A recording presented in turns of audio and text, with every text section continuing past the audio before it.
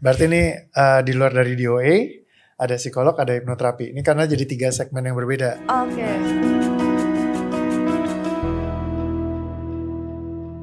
Gitu. Kalau untuk pertanyaan terakhir nih Kak, aku punya pertanyaan. Aku kan sering kali di FYP ya, ada hipnoterapi. Oke. Oke.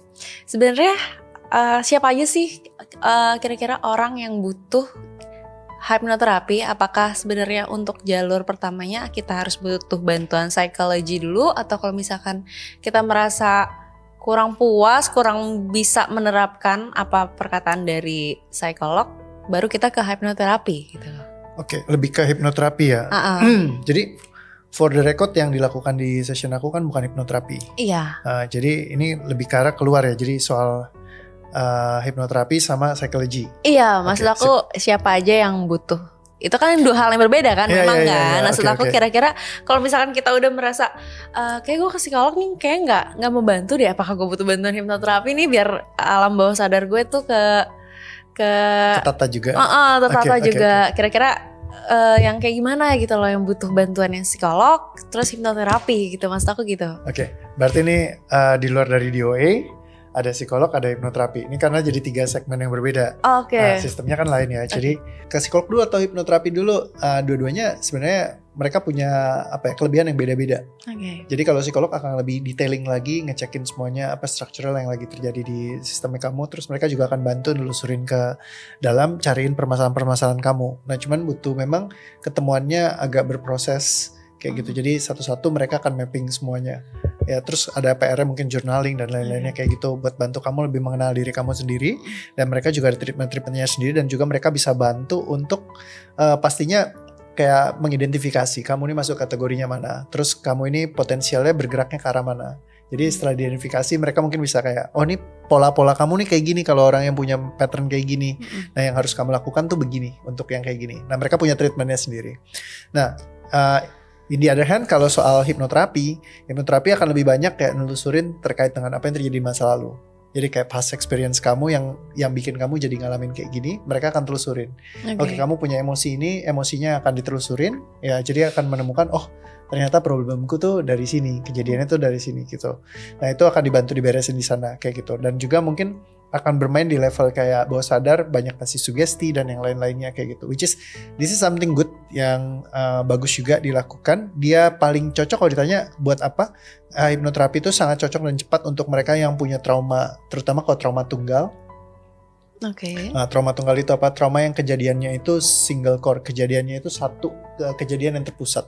Misal contoh kalau orang ngalamin pemerkosaan, itu bisa jadi efektif di hipnoterapi. Karena pemerkosaan itu cuman kejadiannya biasa 1 kali. Ya kalau diperkosa 5 kali, 6 kali namanya suka gitu. Ya, kalau kejadiannya 1 kali kan tunggal tuh ya.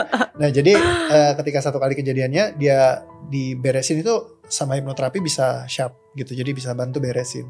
Misalkan orang kayak kecelakaan, ketika ngalamin kecelakaan tuh benar-benar shock banget gitu.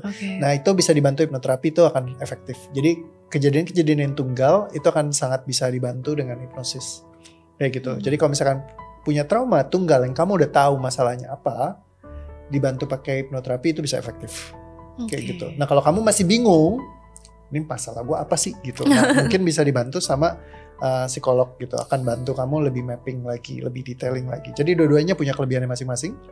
Hipnoterapi pun bisa bantu untuk mappingin, ya cuman ya perlu untuk ditelusurin. Biasanya mereka efektif untuk nelusurin 1 core emotion. Jadi kalau ada case kamu 9 core dan 14 titik, berarti kamu sama kayak bolak-balik minimal kayak ke 9 sesi hipnoterapi. Kayak gitu. Jadi kamu perlu proses satu-satu dari 1 core ini, 1 core ini, 1 core ini, 1 core ini kayak gitu. Nah jadi akan banyak waktu yang kamu harus lakukan, tapi itu bisa ngebantu kamu juga kayak gitu. Jadi kalau di DOA lebih ke arah mainnya jumlah ngeberesinnya tuh banyak titik poin yang langsung diberesin. Karena kalau misalkan kamu beresin 1 titik terus nanti butuh session lagi, kamu jadi butuh session yang berulang gitu. Jadi ini kayak lebih nge-shortcutin, jadi memperpendek aja kayak gitu. Jadi kayak satu session mirip kayak kamu datang ke 9 kali hipnosis kayak gitu, untuk yang 1 core. Kayak ini kan tadi ada 9 core yang utama kan, main core-nya. Terus juga ada 14 core yang turunannya.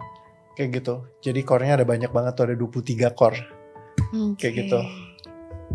Nah kurang lebih seperti itu. Jadi ya mereka punya kelebihannya masing-masing lah. Yang mungkin bisa bantu kita di level tertentu kayak gitu.